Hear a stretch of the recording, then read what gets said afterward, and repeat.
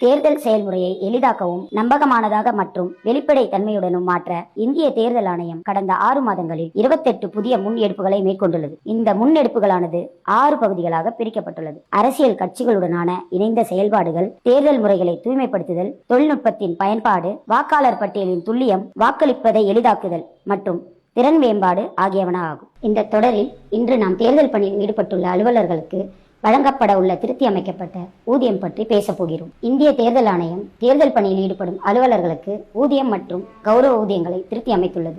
இதற்கு முன் இத்தகைய ஊதிய திருத்தம் 2014 முதல் 2016 இடையில் நடைபெற்றது. இதன்படி வாக்குச்சாவடி நிலை அலுவலர்கள் ஆண்டு ஊதியம் இரட்டிப்பாக்கப்பட்டுள்ளது. அதனுடன் மேற்பார்வையாளர்கள், தேர்தல் பணியாளர்கள், மத்திய ஆயுத போலீஸ் படை உறுப்பினர்கள் மற்றும் கண்காணிப்பு குழுக்களின் ஊதியங்களும் திருத்தப்பட்டுள்ளன.